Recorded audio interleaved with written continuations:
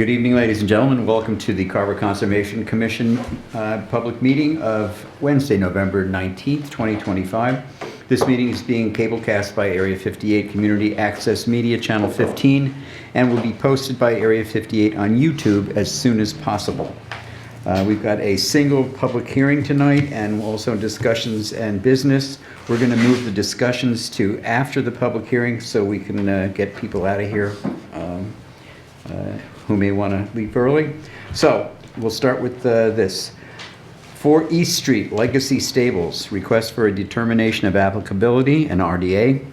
Notice is hereby given in accordance with the Massachusetts Wetlands Protection Act, MGL Chapter 131, Section 40, and the Carver Wetlands Protection Bylaw, that a public hearing will be held at 7:00 p.m. on Wednesday, November 19th, 2025, in Meeting Room 1 at the Carver Town Hall to hear the request for determination of applicability, an RDA, filed by Legacy Stable LLC to determine A, whether the area depicted on the plan is an area subject to the jurisdiction of the Wetlands Protection Act, B, whether the boundaries of the resource areas depicted on the plans are accurately delineated, C, whether the activities depicted on the plan is subject to the Wetlands Protection Act and its regulations, and D, whether the area and/or work depicted on reference plans is subject to the jurisdiction of any municipal wetlands ordinance or bylaw of the town of Carver.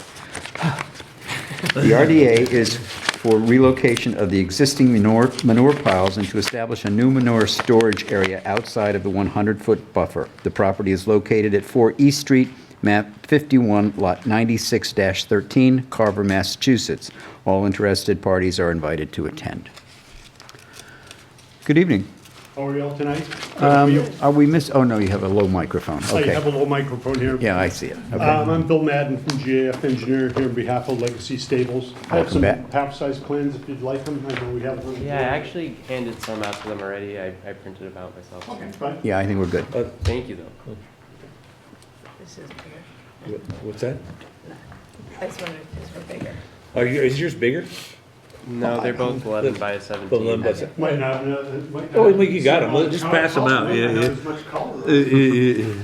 Mine does. Ours We're are good, our we don't want to wait. Yeah. They're both the same size. Oh, Yeah, same we're thing. good. Oh, yeah, We're same good. thing. Yeah, okay, Thank that's you. fine. Thank you, though.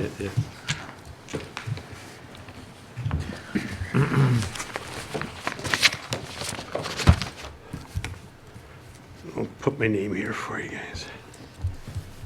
So I don't know if you guys want to discuss your site visit first, or if you want to hear from Bill first. We'll let Bill go, and then we'll talk about our respective visits.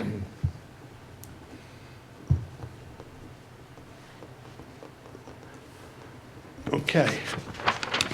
All right, I'm Bill Madden from GAF, as I previously mentioned, and we were engaged by Legacy Stables to address a few of the concerns that were brought to their attention, particularly in regard to the manure disposal area that existed on the site.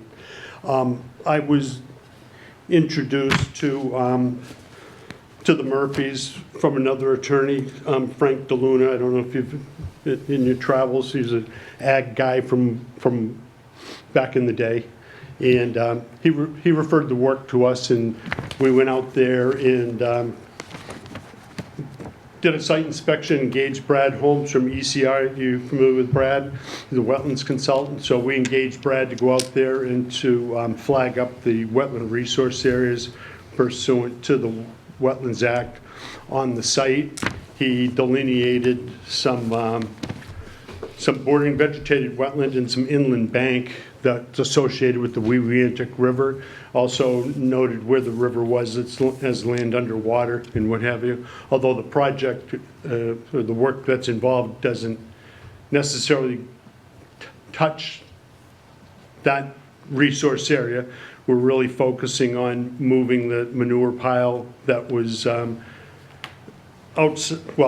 inside a resource area, outside of that resource area, and move it 65 feet away from the BVW.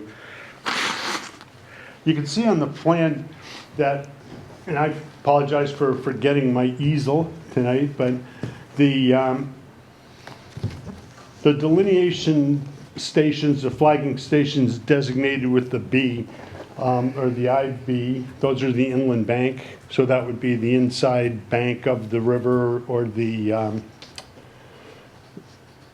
pretty much, that's where it fell on this site. You know, they had some higher water elevation areas that didn't really extend into this lower BVW that existed down here. But in any event, the Weewanick River bank is clearly delineated in the field. I think you probably saw that when you were in the field as well. Then inside that bank, we have a BVW. That BVW was delineated based on Brad going in there and augering some test pits, small hand auger test pits in there, see where the native soil actually existed down in there. And what he did is he determined that the actual BVW was outside of the manure pile, inside the river, inside the river bank. It's also within the riverfront area of the Weewanick River. So we delineated off that wetland, those wetland areas, and determined all of our buffer zones, the 65-foot under the local bylaw, the 100-foot under the wetlands regulation, based on this delineation. We did show 100-foot to the bank as well, but the more critical area, only because of its proximity to where the material was, is would be the BVW. So we delineated that in the field. You'll note that where the BVW meets up with the bank, there is no BVW associated with the river. In what direction are we headed? On the North. east, west side, on the west side of the river. So, you know, our bank and our BVW basically coincide at a point there. There's no further BVW along the riverbank. So that's why there's a little bit of a difference. We don't see parallel lines to the bank and parallel lines to the BVW throughout its entire course at that location. The shaded area indicates the outer limits of the manure pile. We did that. We field located those. There's two piles that were there, one obviously larger than the other, and the height of the pile was variable. I've read some memorandums that were presented to the commission at another hearing that talked about it being 2 stories high. Perhaps it was, I don't know, that wasn't what we exhibited or what we saw when we were out in the field, and what we located, substantially less than 2 stories, but it was relatively broad in nature, a smaller pile to a little bit further to the west. So with that, we looked at what we would need to do to move that manure pile outside of the resource area, and outside of the 50-foot and the 65-foot buffer zone. That was some discussion that was held with the commission going back at the prior meetings, and it was discussed that 65 feet or thereabouts, moving the pile outside of that would be a good starting point for that. So what we did is we indicated in the paddock area, there's a paddock that's immediately adjacent to the gravel area and the manure pile, that we indicated a 40 by 20. Thought that said 4 feet, but no, it did not say 4 feet. A 40 by 20 stockpile area. We're showing it to be confined by silt fence, and we also show call for some fencing to go around the outside of it, just to keep the animals away. The pasture or the paddock area is still intended to remain paddock area, and we wanted to designate an area for the manure to be stockpiled, and have an ability for the staff that work at the farm to come down there. They'll drive in this end, they'll relocate some fencing that currently confines the paddock, and they will just put that material, the manure and the bedding material, inside that confined area. They'll probably use, I don't know if they strictly use wheelbarrows or a small like a John Deere Gator type of equipment where the material can be shoveled into it, whether it's from the paddocks, whether it's from the stable, and then deposited in the storage area. And that storage area falls outside of the 65-foot buffer zone, as shown on the plan. And that would be the 65-foot wetland buffer zone is here, and I think this is the 100, I can't Yeah. read it. Yes, the 100-foot buffer zone is just beyond it. So we're outside of the 100-foot buffer zone, and beyond the 65-foot local buffer zone with the storage area. So that kind of follows the discussions that were presented at the prior meetings as to what the commission thought might be a suitable solution to management of that material on the property. And that's what we worked with the Murphys to come up with this scheme. It seems like it'll work fine with them.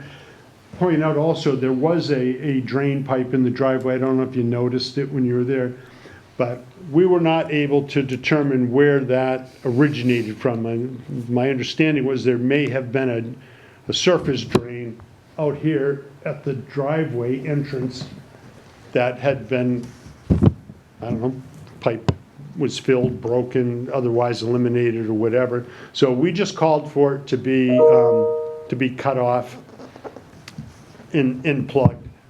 We just didn't want to have any surface water runoff be introduced to an area that we're trying to keep it away from. Topographically, we're a little higher up than the adjacent area, and we're up gradient of the down gradient here, so it doesn't appear that there'll be much in the lines of surface water runoff coming off of that general area, but I think it would be very minor in nature as far as what we should expect to see from surface water runoff.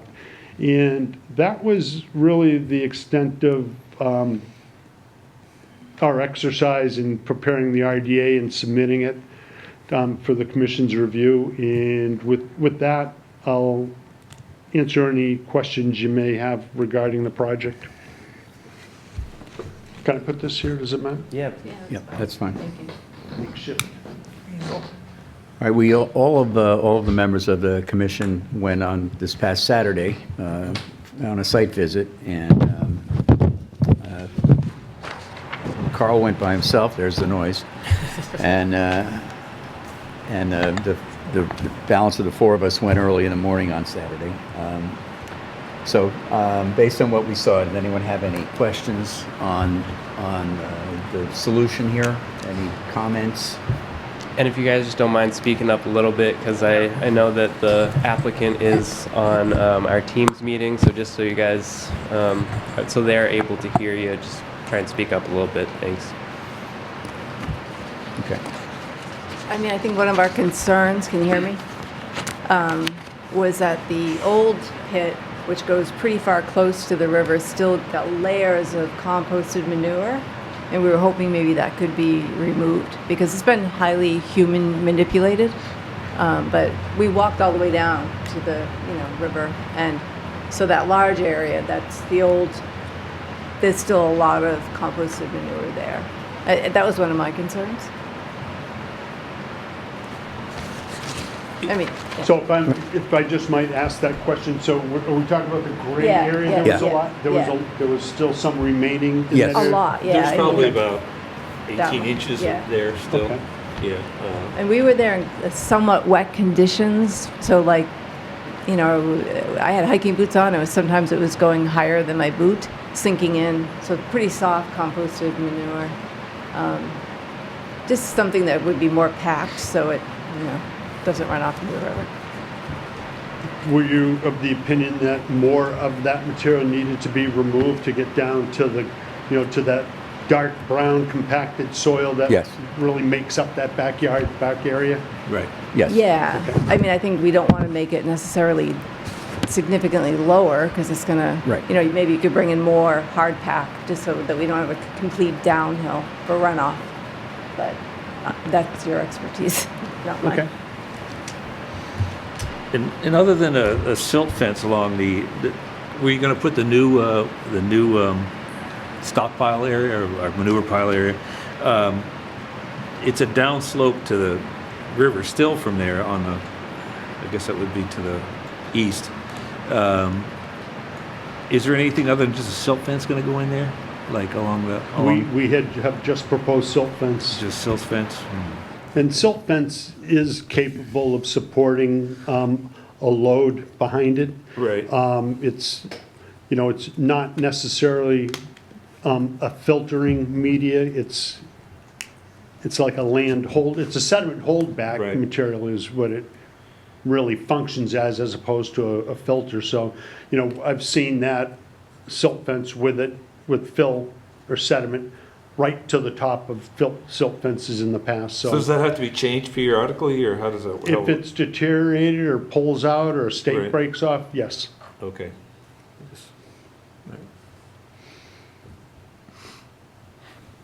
Anything either of you would like to add or comments? No, I mean, it was very spongy back there. I sunk down. I walked right through the middle of it. I was but- wearing sneakers, so I can see, yeah, there's still quite a bit of old manure there. I don't know how fresh it is, it's probably stuff that's been there for a long time, so. But I agree, I don't necessarily want to build a bowl there either, so. No, but maybe some hard pass, something filled. There's still a lot of hard. residual stuff there. Yeah, there is, Yeah, absolutely there is. Yeah, I think it could be sloped, so it's, it continues to run off. Right. Jen, anything? No. Okay. Just a couple of things, and first of all, it's a good solution. First and foremost, it's a very good solution. It gets everything out of where we said.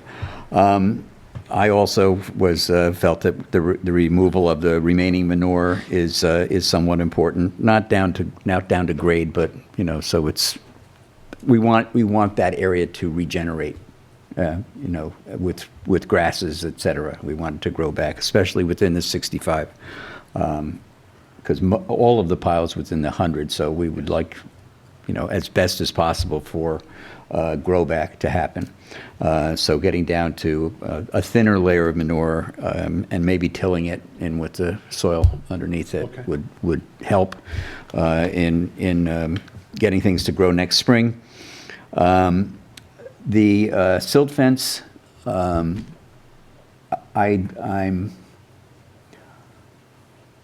wondering how it would.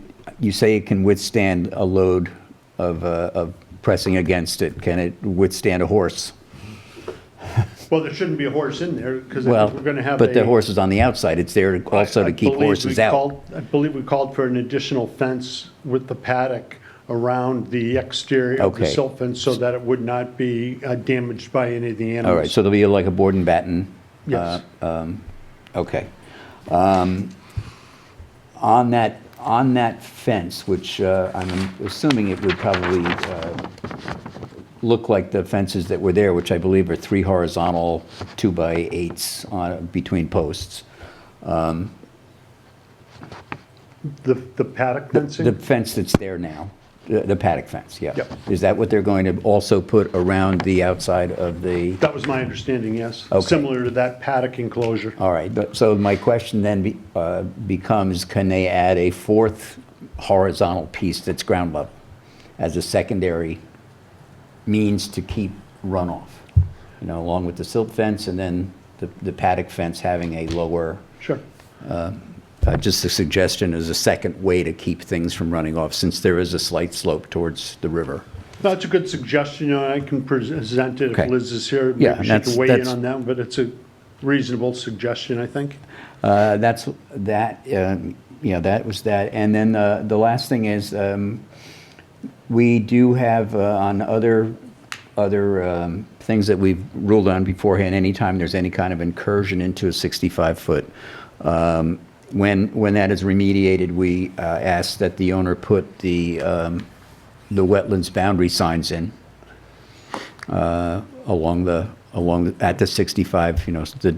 You can't go further than this because once the manure is gone, that could become an area where there would be more activity that's not related to the manure, but really that's a no-touch zone for a reason. So we'd like to have the emblems put up across the 65-foot, just as a marker for Okay, I understand. where we want things to On go. posts, right? On posts. On post. On posts, yes. Right, right. Yeah, like I mean, Emil can explain that to you when, or the owners when they come in or whatever. Those were, or I was just wondering if there could be some kind of agricultural seeding done after the manure is to sort of get something growing again in the spring. Just Beyond to, the 65? yeah. 65 to the river, basically. Yeah, from the 65 to the river, just to kind of jumpstart the rejuvenation of that area in the spring. It doesn't have to be now. It's just, these are just suggestions of mine, and things that I thought about when we were there. But, you know, first and foremost, it's a very good solution, and this should make the neighbors happy. It's a smaller footprint, so some of the other issues that the neighbors had should go away, and it removes it out of basically our jurisdiction, which is even better. And it's contained. And it's Can't contained. Can't get carried away with like they did before. Right. Right. So this is a public hearing. Is there anybody here who wants anything to say regarding this particular public hearing? Seeing no one? Okay. So we want a negative determination. Is that? Yes, Is that what you're so- thinking about? I have drafted a negative determination, and, you know, just from my perspective, I agree. It's a really positive solution, and they had, you know, come to me and discussed after our previous hearings on this and asked, like, what type of solutions and what type of filing would be possible, and I had recommended if they can keep everything outside of the 100-foot, we could do an RDA application, which is why, you know, we have an RDA in front of us, not a notice of intent application. So I think it's a really positive solution. They do have proposed like fencing around that area, as well as silt fencing, and it is outside of the 100-foot riverfront area, which, you know, with the agricultural property and agricultural activities, the CMR 10.0 actually reduces the riverfront area to 100 foot on for new agricultural practices, which I would consider this. You know, we've gone over it a bunch of times, but, you know, it seems like they do agriculture with the breeding of the horses on the property. So I think, you know, really the activity that is within our jurisdiction is the removal of the piles. And like the commission said, you know, should be an ongoing process. But, you know, we can't expect, you know, like, you know, years of manure to be removed overnight, something that, you know, the applicant, you know, is continuing to work on. But I agree. I think it's a negative determination. I would say it's I have box 3, which is the work described in the request, is within the buffer zone as defined in the regulations, but will not alter an area subject to jurisdiction under the Act. And said work does not require the filing of a notice of intent, subject to the following conditions, which is where we should add. Permanent boundary markers provided by the commission shall be fixed to posts or split rail fence along the 65-foot no disturb buffer. So that's Right. what I have drafted, and I know you guys had mentioned potentially seeding the area. I think that's something that we could also include in that if you'd like. It's kind of in your court when it comes to the things that are within the 165 foot. The actual storage area is completely outside of our jurisdiction Right. now, which is, you know, positive in every way. I would add as a condition the removal of the balance of the manure that's still there. And, Sure. And possible tilling of the, you know, a couple of inches into the soil to help. Yeah, so if you've been to the site, like everything beyond with the footprint of the pile, is very well vegetated, and it's kind of a little bit upslope. So I think, you know, just getting it down to that, you know, base grade is, you know, reasonable over time. Again, it's like, it's probably something that they're gonna have to, like, you know, do over time as they are able to do it. But that area behind there, vegetated, I would guess from manure that was there in the past that, you know, sprouted with seeds. So I would imagine that will be the case with that whole area in the 65 foot. It's gonna be, you know, vegetation will eventually grow there, but it wouldn't hurt to, you know, seed it, you know, with just some grass seed. How long would it take that manure to just compost into the ground, complete? I don't know if there are a couple of areas where it's at 12 or 18 inches. The squishy areas. Yeah, I don't know. I just, and it just, I mean, there were certain areas that were definitely wetter than Yeah, others. this So week. I think it's more of removing the low spots and grading it, so. My point is, not to try to get every little last piece out, you know. No, just- no, no, just to no, level but off. get it down so it's, you know, 3 or 4 inches and can be Right. tilled into the existing undersoil. Can we, Wait. From a farming standpoint, because the person that is helping us with the removal and stuff is, you know, he does hay, and by hay I mean hundreds of acres over in Middleborough. He's like 3rd generation. So as far as seeding and stuff like that goes, I think we might cause more of a mess there by digging out what's been there for years prior to us even owning the property. I think if you seed it, it'll probably grow up nice vegetation without disturbing it anymore by removing it.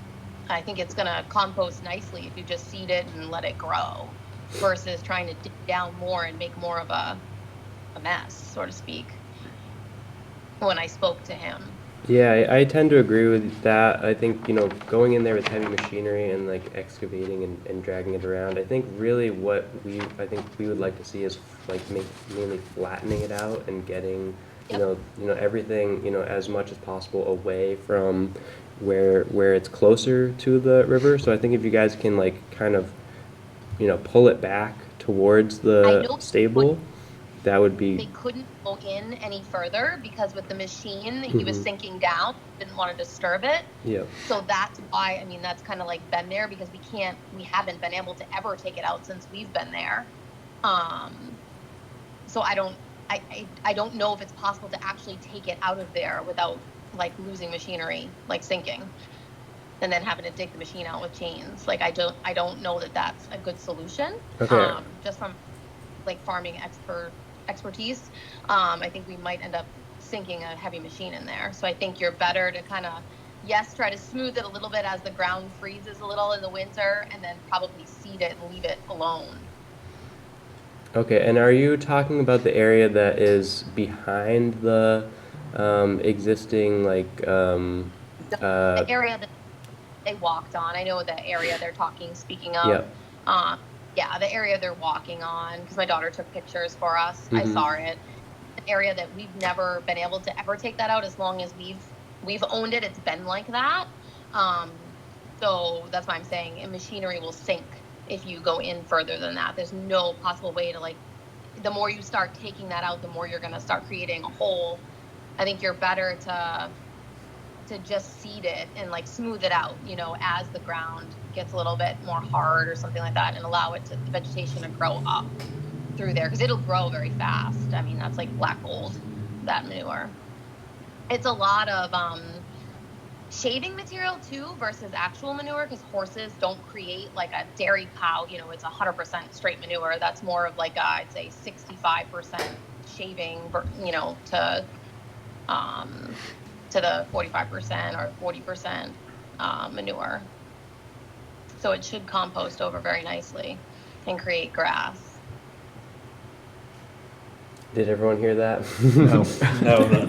Okay, so what she's saying is that area where you guys were walking and where you were sinking in is an area that historically they haven't been able to get machinery back there because it sinks in, like you guys were sinking into the ground.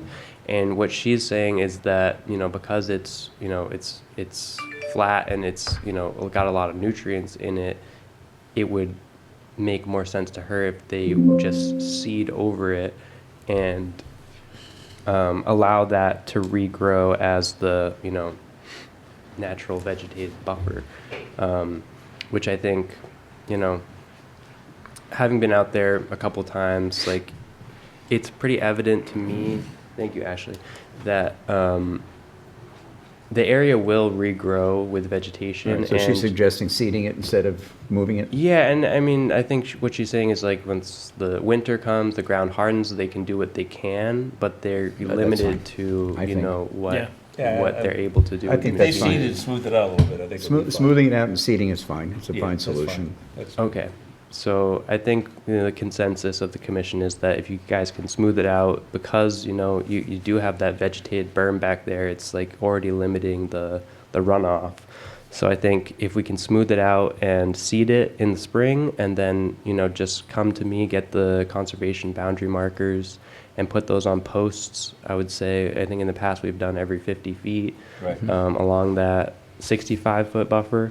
That way your staff know that, not to go beyond there with machinery, and, with the spring coming, just allowing that to revegetate. I think that is a fair solution. And again, I think what you guys have proposed in terms of the manure storage is great, because it's a smaller area, it's easily accessible, and it's going to be more contained, and it's going to have to be removed on a more regular basis because of the size. So I think overall it's a great solution, and again, I thank you guys for working with the commission and Bill for helping out, helping design the solution. And we'd also like to see that, even though it might be out of our jurisdiction, the silt fence maintained properly, you know what I mean? Yeah. Because that's key. Yep. Because it's still gonna run off towards that downslope area anyway. Yeah, I so- absolutely agree. Anything that can be done to contain that area, it is a relatively, manageable area. So, if you guys would like to tarp it over at certain points, if it's gonna rain, stuff like that, that's kind of up to you guys. But I think, maintaining that silt fence, keeping a tarp on hand, and just making sure that that manure isn't spreading outside of that area is gonna be, beneficial for your operation, for the wetlands, and for all the neighbors involved as well.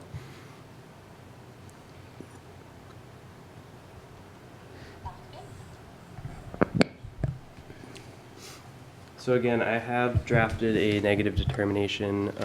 It's box 3, and I can add those. Right, leveling and seeding. Yep. So Yes. it Bill's would got a be question. permanent boundaries, leveling and seeding. Was there anything else?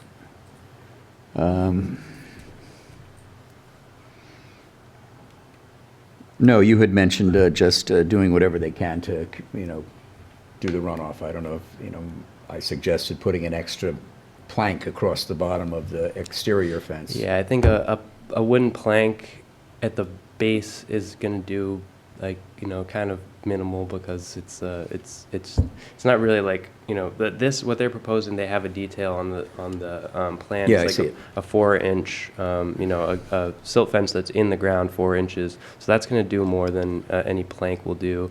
So I think if anything, like a concrete, cinder blocks would be a better thing to have lining that pit. But again, that's outside of our area. Right. And I don't think it's really our job to, Okay. I think what they need to do to maintain that area and contain it is going to be, in their hands, unless it's spreading into our, 100-foot riverfront area. All right, now another question oh, Bill, I'm sorry, go ahead. You had something you wanted to say. I just wanted to bring up something. I think I misspoke with respect to the fencing around the silt fence. We only show it on the side of the paddock. We don't show the entire 40 by 20 area as being fenced in with paddock fence. But that existing paddock where they're going to be Yes. placing this is still going to be used, Yes. correct? So, I mean, that's sort of my concern is, Don't want the horses trampling the silt fence. Yeah, basically. Right, Yeah. I understand. Yeah. That's why I brought it up, because Sorry, Liz, what were you saying? the so paddock wait. fence is Hold on one only second, on the west side of the 20 by 40 area. I think Liz wanted to clarify that. That fence goes straight across, so that area that the manure pit is in Can you will end put up your growing mic just grass closer to the around speaker? the exterior of it. There will be no horses in there. just talking. And you right see here. this fence That- Yeah, goes straight yeah. across. Yep. Once they're in the front, they're not going to be around the manure area. That'll just grow up, hopefully grass. So are you saying that the three sides of the manure storage area will not have paddock fencing around it?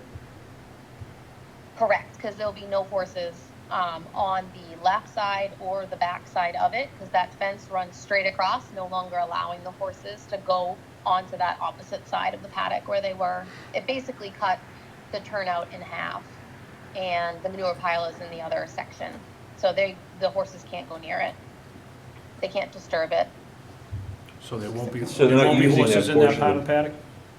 So there are no Yep. horses in the right side of the paddock? Correct.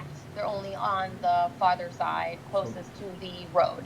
Okay, got it. Okay. Okay. Up So where that's the no shelter longer- is. that's not a Yep. concern So they anymore. won't be, they can't even get in there to disturb the silt fence or go near it or anything like that. We didn't want them to be able to go near it, because they would obviously try to disturb it and cause issues. So we just blocked it. They can't go in there. Okay, that's So great. what's going to keep us from creeping back into the 100-foot buffer zone if there's no containment? Well, it's just a silt fence. No, I'm just saying, again, it's Yeah. just a silt fence. Yeah. Right, I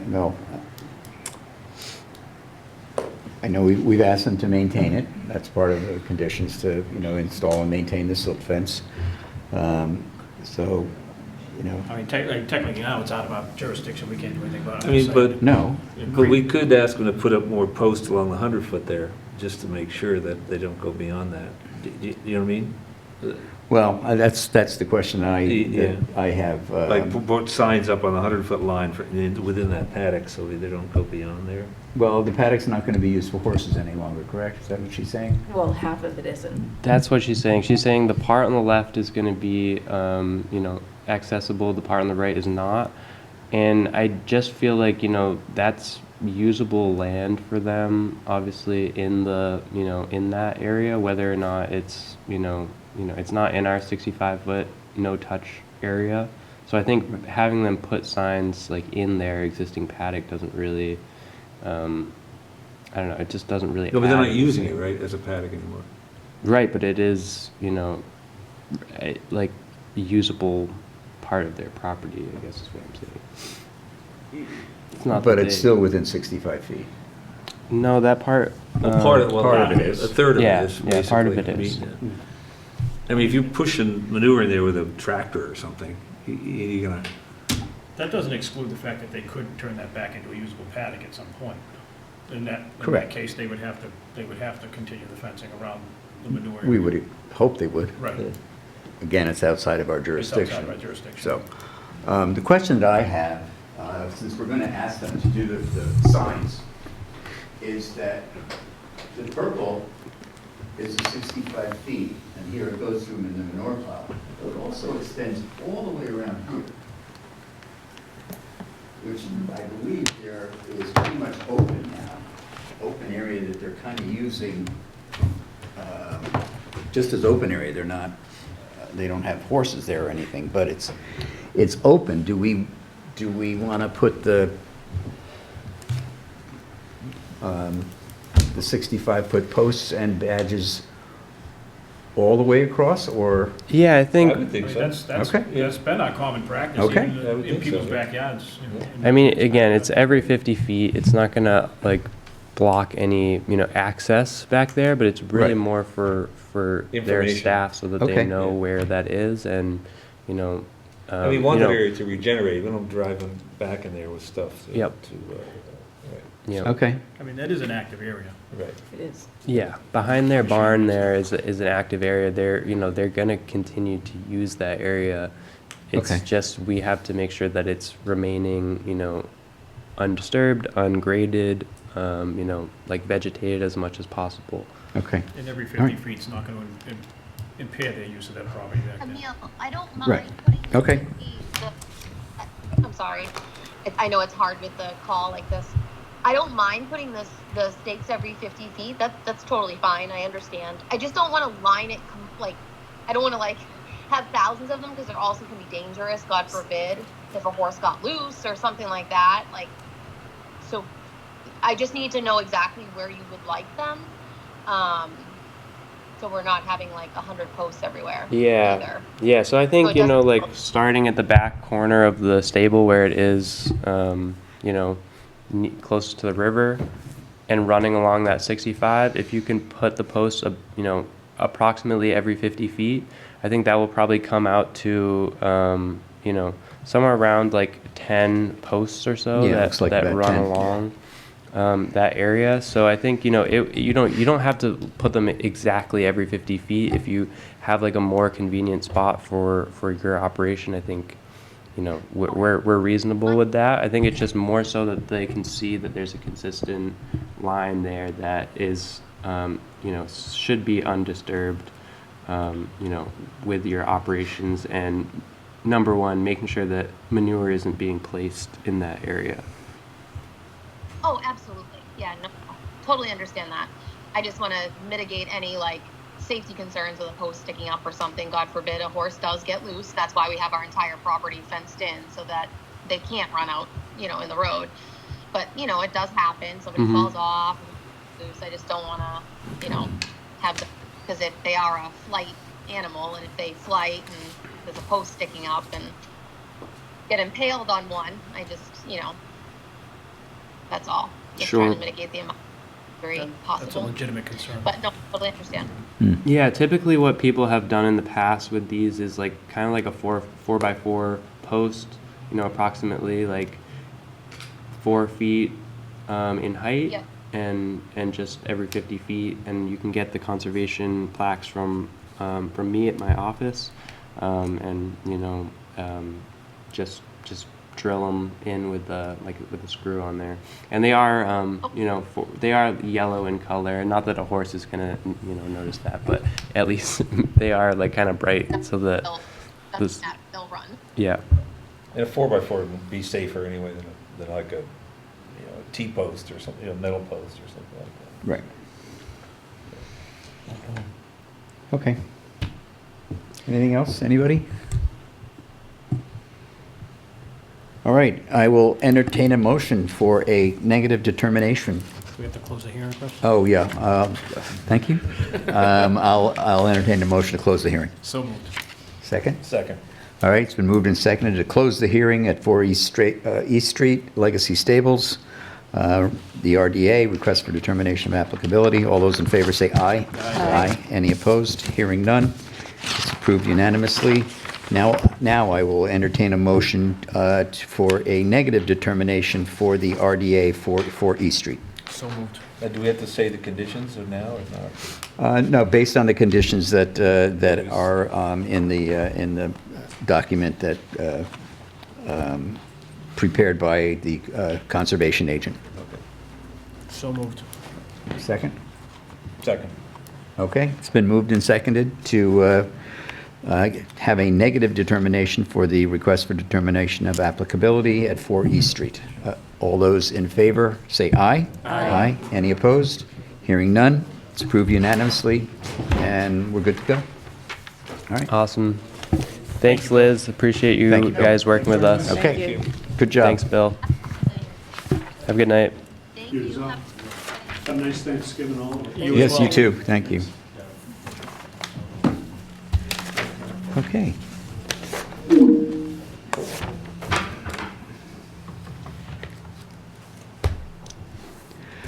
Okay, discussions and business. Discussion of the Conservation Land Acquisition Fund use, I guess, of that fund for Zero Cranberry? Yeah, so this is an update from our last meeting. We had discussed a property that is up for removal from 61A, and this is the first cranberry bog on Cranberry Road on the right side. It's a 13-acre property, and if you're familiar with the property, it's it's a Very. beautiful property. It's owned by my next-door neighbor. And at the last meeting we had just discussed, we had recommended it to the select board for exit. The term. To exercise the right. Exercising the right to first refusal. Yeah. And after that, the town administrator, Glenn Cannon, he reached out to me and asked me, is the commission, interested in using their acquisition funds? So I had said at the last meeting I would let you guys know how much money we have in that fund. And I reached out to Karen, our finance director. We have, as of last week, $322,962.88 in that fund. So the request or the notice of intent for removal from 61A included a purchase and sale agreement, which set the price at $400,000. So we don't have enough money in our fund to exercise that right and use our funds. And I wouldn't really recommend that the commission just entirely depletes the land acquisition fund for like one singular property. But I think more so, like, we voted, the commission voted to kind of just indicate to the select board that this is the type of property that you guys want to see conserved in Carver, and it could be really useful to the town for recreation and stuff like that. So the select board is going to meet for their vote on this on, I think it's December 2nd, and I plan to be there to kind of express that. But I just wanted to update you guys that we don't have enough money to execute the right of first refusal with our land acquisition funds. So it's not really an option. There isn't another town meeting to request more funds for the purchase of this property within the 120 days that they have to exercise their right. So, we don't really have that option as much as it would be an awesome property for the town to own and for people in Carver to utilize. So, I just wanted to give you guys that update that we have money in acquisition, and we do have quite a significant amount of money, but it's not enough to purchase this property. And again, I wouldn't really recommend that we deplete our entire acquisition account in one go. Just out of curiosity, when are funds put into that account? I believe a certain portion of the filing fees go into that account, Right. and I think it's based on there's a state wetlands protection fee, and then there's a town wetlands protection fee. I think some of our money goes into our maintenance account, and some of our money goes into this account, and so it is increasing, not by very much. She said the balance as of June 30th was $320,000. So that was the end of the fiscal year. Yeah, so we're looking at over almost 6 months we gained like $2,000, and that's also partially because the summertime we didn't receive a whole bunch of new applications, and bigger applications that have bigger filing fees Is that the only source of funding? I thought that the back taxes collected when property goes in, is taken out of 61A, goes into that account as well. That could be the case. I'm Okay. not 100% sure on that. In which case, that money could bolster that count. You're saying the money that is supposed to be Well, issued- no, if they take it out of 61A, the money that The they back pay us taxes will go into we could that. pay them back. Right. Anyway, but I agree with Yeah. you. The second question I have is, I know that a few months ago, we voted that we felt that the two properties on Indian Street should also be right of first refusal, and I believe the select board voted the same way? No, they voted that down. They actually. voted that down, Yes. actually. Okay. And that was actually like, like we had met with the Buzzards Bay Coalition, myself and the town planner, and they had expressed to us that they don't really have like free cash to be able to, purchase that. And we were like, Okay. I had brought it to the select board, like, saying like the town can defer its right to a nonprofit conservation organization like Buzzards Bay Coalition. However, it wasn't really like a desirable property for them, and they don't have, free cash like just available to do that. And a lot of their funds come from, like a lot of donations and things like that. So they're really more focused on properties that can protect the watershed of the Buzzards Bay, which is, obviously their mission as a conservation, as the Buzzards Bay Coalition. So, the select board ended up voting it down despite it being recommended by, numerous different people, but it really wasn't a very desirable property No. for like No, not like conservation and Cranberry. recreation. Right.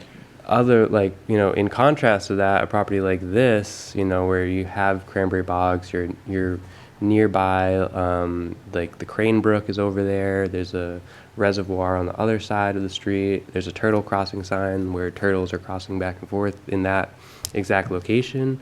It'd be great to conserve land like that is like, vital wildlife corridor, wildlife habitat. There is some beautiful upland forest, Yeah, I'm familiar with the property, but, Yeah.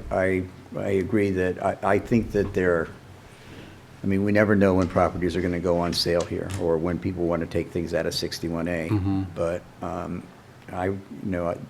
we do have a lot of money there, but I prefer to leave it for a prime piece of property. Is there any way we could, like, say we'll give them, I don't know, 200,000 and the town come up with the rest of it? I mean, is there any way to?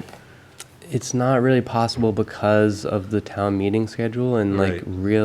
like the way that town funds are allocated is 120 days, really yeah. based on like a town vote. And in Right. this case, like we can't ask the CPC for it because the CPC would have to put it on their Right. docket, and then that would have to get in town meeting. Like we really just don't have time to request additional funds, even if we were willing to put up a good chunk of it.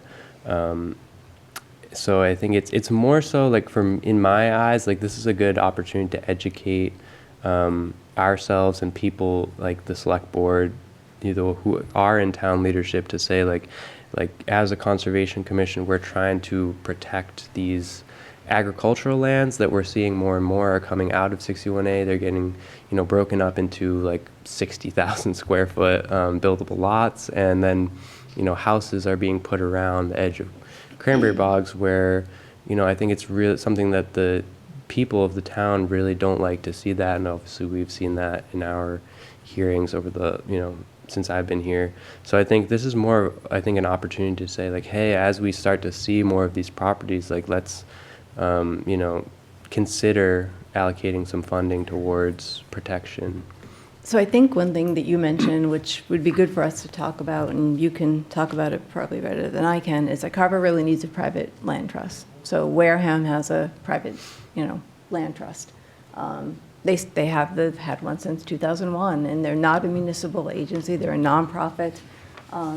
People can gift to them. It's a lot less bureaucratic than a municipal board like us. Yeah. And they would have, so can you just talk a little bit, for citizens who are interested in preserving our land, it's pretty simple to put together a land trust, and it has a lot of advantages for something Yeah. exactly like this. Yeah, like you said, like a private land trust that's a nonprofit entity has a lot more flexibility to use their funds because they're they're getting donations, and they don't they have like more like a board that they vote internally to use those funds. So it's not like a whole thing where the whole town has come out on a Tuesday night or whatever and vote on these things. I think it's a great point that Carver doesn't have, although we have all this open space in Carver, we don't have a whole bunch of like private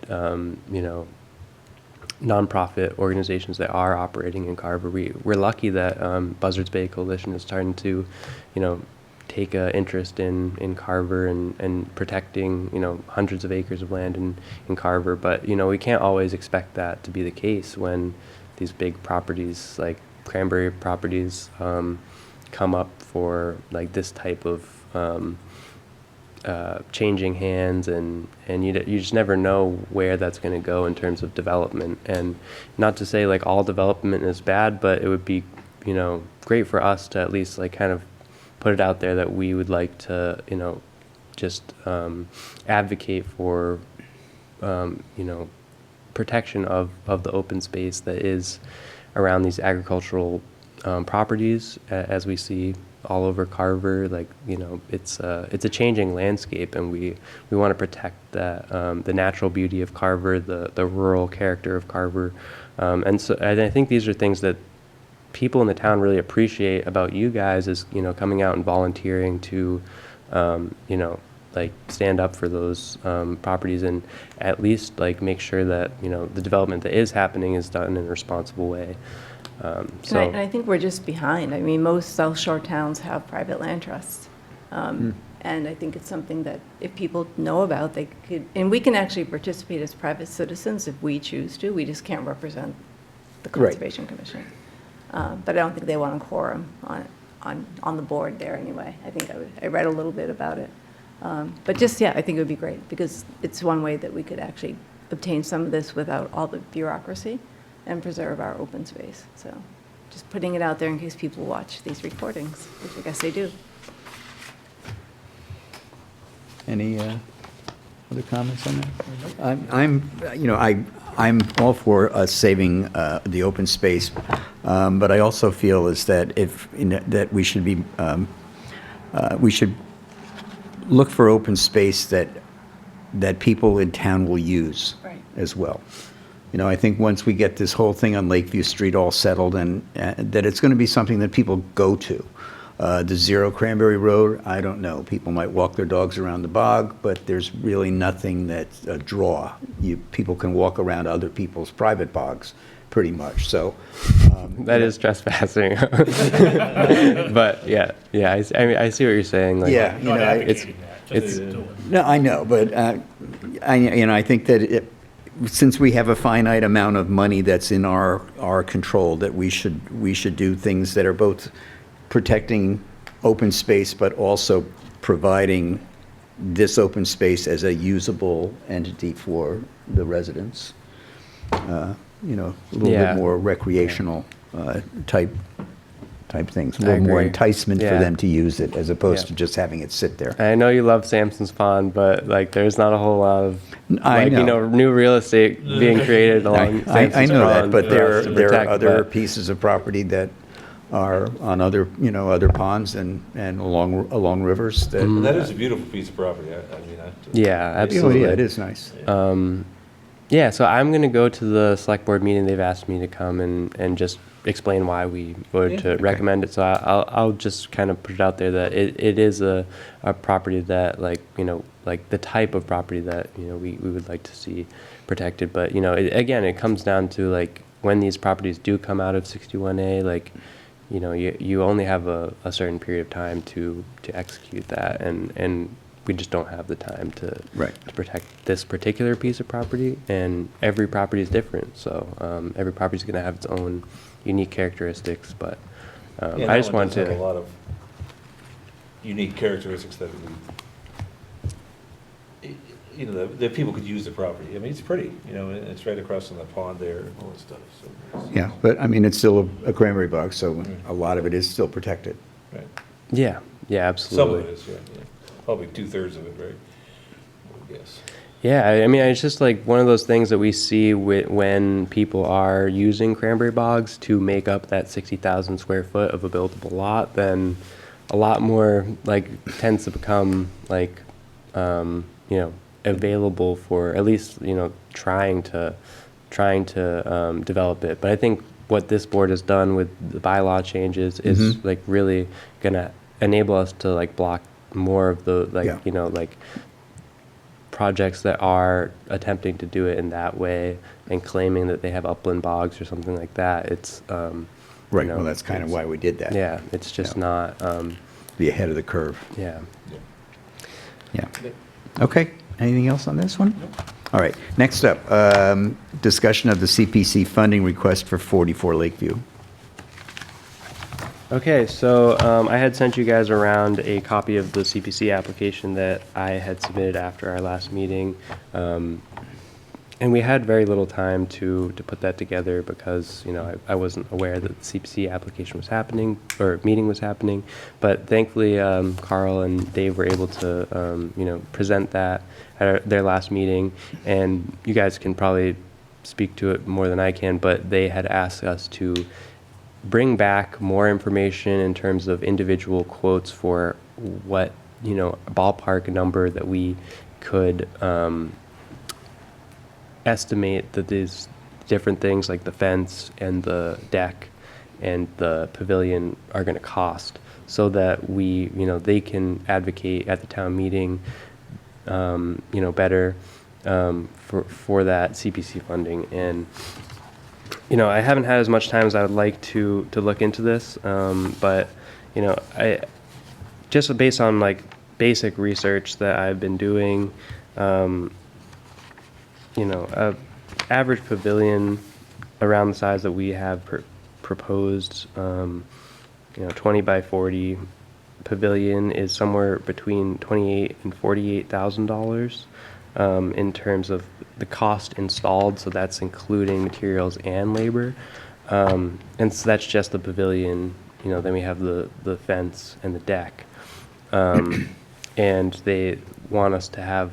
I don't know, maybe you guys can explain a little bit more about what they want, but they want us to have individual quotes on that labor, and it's coming up on the deadline for that. It's I think their last meeting is in December, and It is December. The 13th or something like that?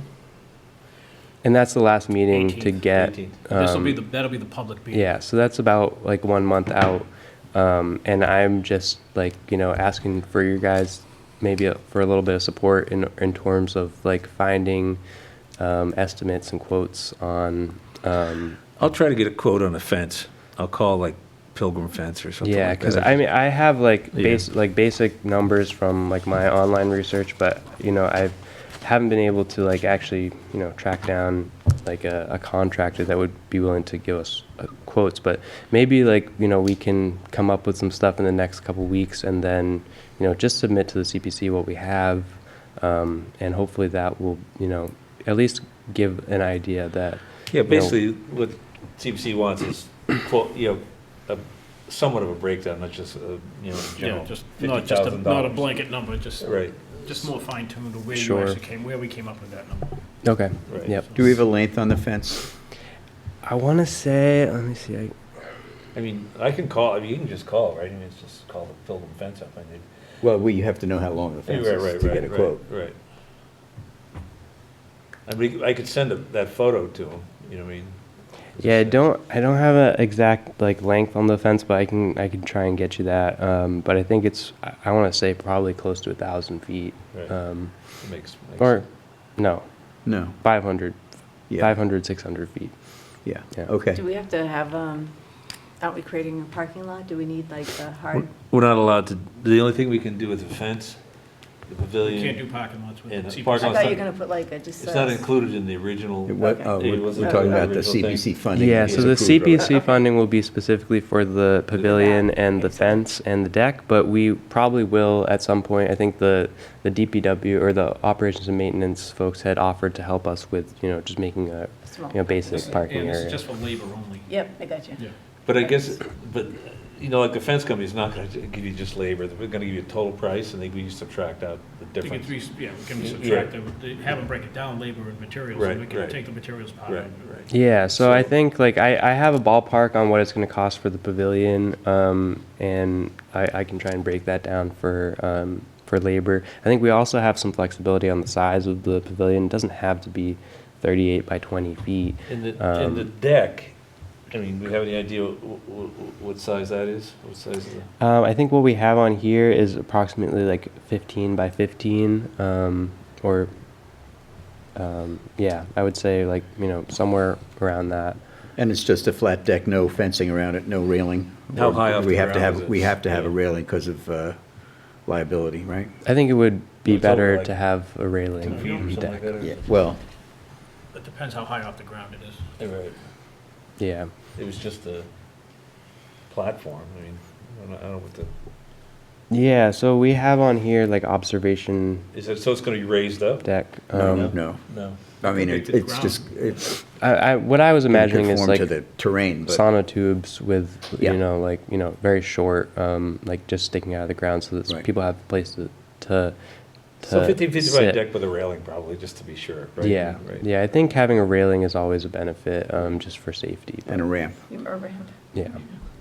And what, we can't, we've kind of, the floating dock, we just kind of let that go a little bit. I mean, Yeah, I don't know where that came from. I'm not sure if that was part of the original, like ideas 'Cause that it's were on the diagram thrown out right there, here, but I think that was more so like a thing that came up in the discussions that we had, I but don't remember that being part of Dan's. I don't think it was part Is of crayon the, drawing? The crayon drawing didn't show that? We did talk about it, though.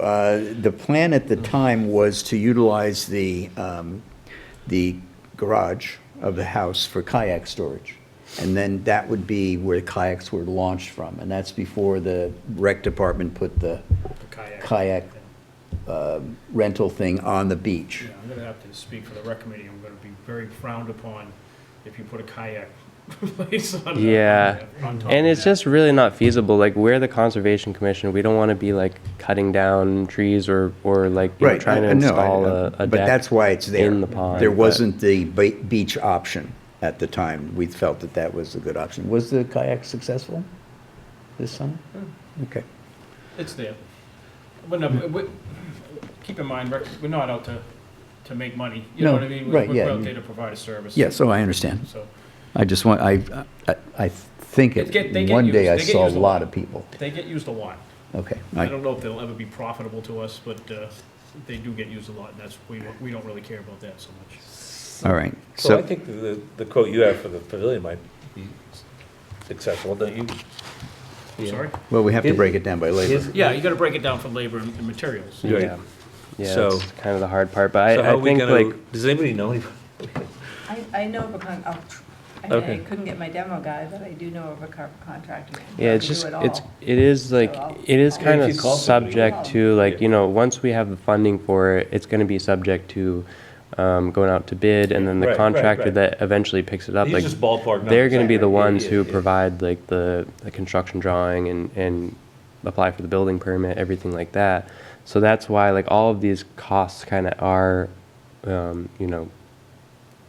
usually like lumped together. But I think like what I have here for like labor is like according to like just basic research is like approximately $20 per square foot.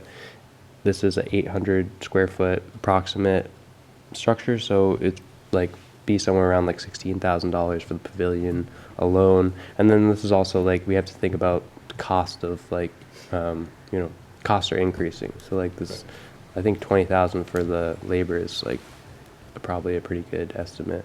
Okay. But yeah, I think I guess I added this on there just to say like we kind of have to get something to them in the next couple weeks. We have a month until the meeting, and so we should really, try to get something in because this project. So has we just can try to been- get things, get it to you, so it's on our agenda for December 4th, whatever, 3rd, 4th? Yeah, we don't have to put anything on the agenda. Like if you can just send me what information you have, and I will submit it to them. Okay. For their deadline. Okay. All right. Can we all try to do something?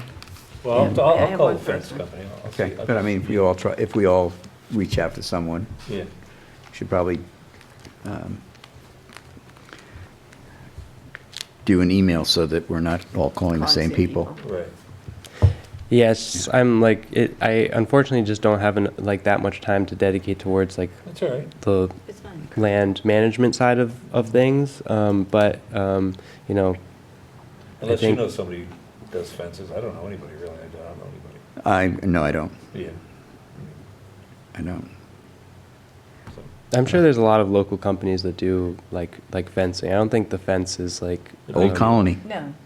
Yeah. call the school. I mean, who did the one over there, the They're cemetery? mad at us. Oh, they're mad Not at the- us? yeah, special town Was meeting. it, who did the fencing over at the cemetery there on, Oh, that's a good question. is that Pilgrim fence? It might have been Pilgrim, I think. That old cemetery over there? Yeah. Oh, we could ask them, but that's plastic though, right? That's That plastic. was plastic, but still. But they do all kinds of fencing. Yeah. Okay, all right. There's a lot of fence companies out there. All right, anything else on this one? We all have our walking orders? Yeah. Marching Yes. orders? Yeah. Okay. Next up, discussion of the 2026 hearing schedule and deadlines. Yeah, so I drafted the hearing schedule for next year and I sent it around to you guys, and I just wanted to give you guys, time to take a look at that and, get back to me if you have any changes and conflicts. I know Savory already changed one date as he Yeah. usually does, but I figured, It's fine. just like take a look at it, and by our first meeting in December, I'm gonna try and post it Okay. after that. Yeah, thanks. Yeah, the only change I had is, and it works out well because it's a 5 Wednesday month, July. My life is week to week, so there's no way I'm looking that far ahead. Yeah, I mean, we basically go by Mine's minute to the minute, but, first and third Wednesday, so that's kind of like, like our status quo. Yeah, But, it's. if that's we need to usually- make some changes, we can. That's what I plan around, Yeah, so. I'll probably be gone most of April, but that's, And, me yeah. too. oh, really? I'm going all of April, I'm in Europe. Oh, no. From April 5th till I got April 6th April to 4th, so June, yeah. I'm going actually from March 28th until May 4th, Oh, I think. oh. But, Oh, well. yeah, I'm trying to work it so I miss 2 meetings, just 2. So, okay, well, thank you for doing that. You're welcome. Is there anything else by anybody? We have the minutes. Has everyone read the minutes? I have. I have. Any corrections, other than Already- me not already opening the meeting? So please note that when you vote, it's as amended. As amended. Okay. I didn't see anything else, so I will make the motion to approve the minutes from November 5th as amended. Second? Second. All right, and seconds. All right, I wasn't here, so I can't vote. All those in favor say aye. Aye. Any opposed? Hearing none. I abstain. I abstain. She wasn't there. She wasn't here. Oh, No. That was. That was one of the That's corrections. one of the amendments. Yeah. oh, okay. Yeah, there's only 3 of us here. Ah, all right. Then it's 302. Okay, great. Thank you. We're done. Motion to adjourn? So moved. Second? Second. All those in favor, say aye. Aye. Good, we're done. Thank you, Area 58.